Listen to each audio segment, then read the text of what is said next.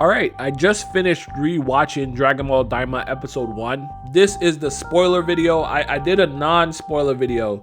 That is not this. This video will be filled to the brim with spoilers. There's a lot of new things added to the Dragon Ball lore in this first episode of Dragon Ball Daima that I need to talk about. So this is your final warning. This video is filled to the brim with spoilers. If you haven't seen the episode yet, go check it out first and then come back. Alright, so I have a list of stuff I'm going to go through for this video. Some of this stuff is going to require its own video because some of it is pretty crazy. But just to give you a quick preview, we're going to be talking about Namekians being from the demon world, King Goma, the new king of the demon world, and his level of threat. The Kais in the demon world being brothers and sisters of the current Supreme Kai. The demon world having its own Dragon Balls. The new black and white magic system. And that system likely being the origin of all Ki in the Dragon Ball universe. The demon world being connected to all the universes, not just universe 7. How strong are the protectors of the demonic Dragon Balls? And a few other things. So let's just jump into it. I'll start with King Goma and then move into the Namekians. King Goma right now has to be around a Super Saiyan to Super Saiyan 2 level threat. Here's why. Deborah, the previous king, was about that level of a threat. Also, he's being served by the Supreme Kai's brother, and the Kais are around that level. So he's used to that kind of power, and it wasn't until Goku and friends defeated Buu, and he saw Super Saiyan 3 and the fusions, etc., did he become concerned about them potentially invading the demon realm. Why does that matter? If this guy's already a Super Saiyan 2 level threat, yes, he's weaker than our guys now, but it's not like he's a complete scrub. It's not like he's a human level threat. He knows what power is. And in this episode, he says he's going to acquire an item, something called the Terragon Oculus, that's going to give him absolute power. But let's put a pin in that for now.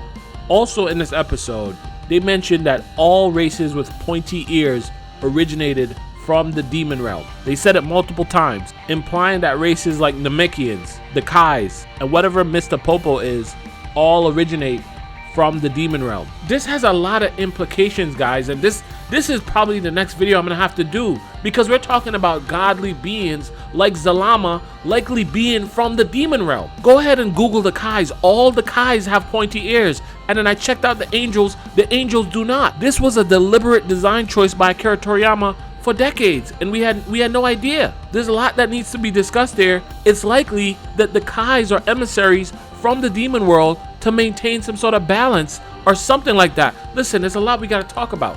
There's a lot, but we're gonna put a pin in that because it's more stuff to talk about. So let's put a pin in it.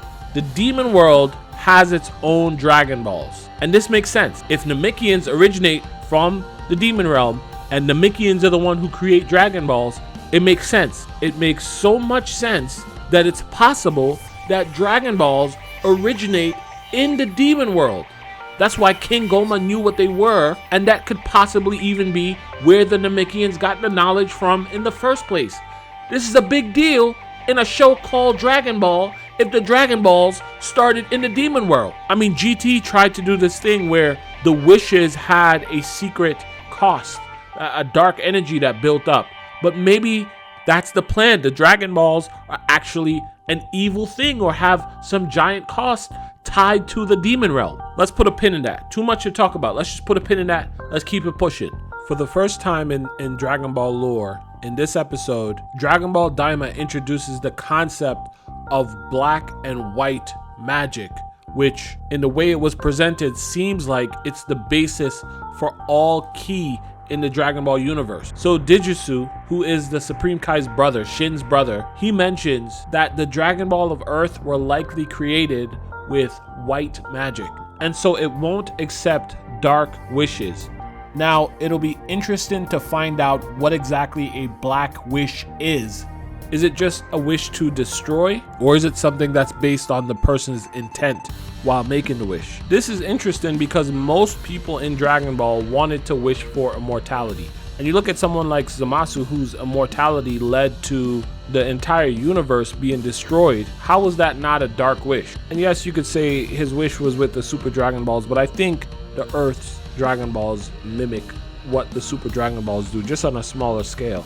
Anyway, I think the criteria for a dark wish or a black wish has to be based around your intent, not so much where the wish leads. Because obviously King Goma turning everyone back into kids, that could lead to the earth being unprotected or him just going and destroying all of them. But his intent behind the wish isn't to destroy them. His intent is just to turn them into kids. And if that's the case, I would guess that you could potentially make dark wishes if your intention is good.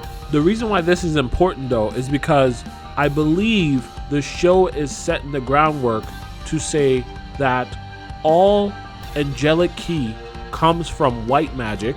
So Ultra Instinct is a derivative of white magic, hence why all the angels have white hair.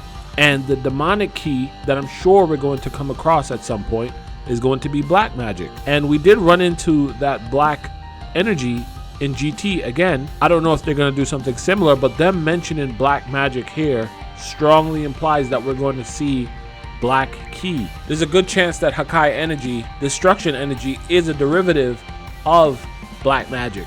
But let's put all of that to the side for a second, because 6 years ago I did a video. It's called Dark God Energy Inside Goku's Ultra Instinct. Google it. I'll link it in the description. Listen, when other people tell me to go watch videos, I never watch it because it feels like they just try to promote some nonsense.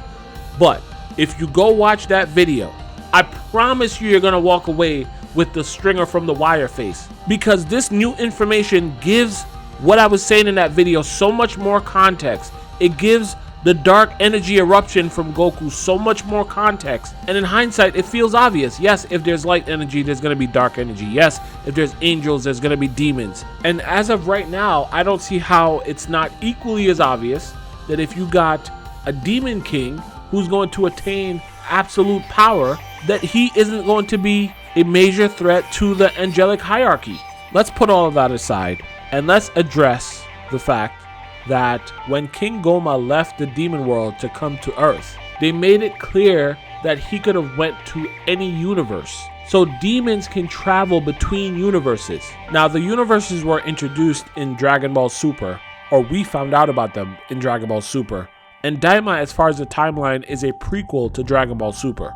So if you think about it, when the events of Dragon Ball Super are happening, when the Tournament of Power, even the latest movies, Superhero, when all that stuff is happening, we don't know what's going on with the Demon King, with King Goma. Did he attain his absolute power? And I guess we're going to find that out by the end of Daima. I mean, when you think about it, that now adds an entire another level of context to Dragon Ball Super, now that we know that the Demon Realm exists and that there were people here doing stuff who could move between all the universes as the events of Dragon Ball Super were taking place. I'm excited to see the world grow, but I also want to see the world begin to intertwine. I want to see other universes come into play and see the angels interact with the demons. I mean, Whis has to know King Goma exists. The Grand Priest has to know about the Demon Realm. All right, the last thing I want to touch on real quick are the protectors of the demonic Dragon Ball. Apparently there's only 3 Dragon Balls in the Demon Realm, and each of them is guarded by a protector. The Tamagamis, I believe they're called. And apparently these Tamagamis are so powerful that the new Demon King prefers to travel to Earth and use the Dragon Ball there than to try and acquire the 3 in the Demon Realm. Don't ask me why they look like robots. I think Akira Toriyama just loved the idea of putting robots in Dragon Ball. But if I had to guess, I would estimate that each of these Tamagamis are about a Super Saiyan 3 level threat. Why? Because that is the power level that King Goma thought was insane, and he himself is likely close to a Super Saiyan 2 level threat, like we established earlier. Now, this may be one of the reasons why Dragon Ball Daima is a precursor to Super, because if it wasn't, they would have to make things like these defenders almost as strong as angels to be a real threat against Goku and Vegeta. But before Dragon Ball Super, anything around Super Saiyan 3 or a little bit stronger is a real problem, especially now that they're kids. So yeah, there's a lot that happened in this first episode of Dragon Ball Daima. And even if we never got a second episode, which we obviously will, it's already added a lot to the Dragon Ball world and the Dragon Ball lore as a whole. I think in my next video, I want to talk a little bit more about the Namekians being demons and what that means for the entire Dragon Ball world. because I think that reveal might have much bigger implications than most people realize. But we'll see. Let me know how you guys feel about all this stuff. If you made it this far in the video, hashtag DoCrew in the comments below. Do me a favor, have yourself a great rest of your day, and I'll be talking to you again real soon. Bye.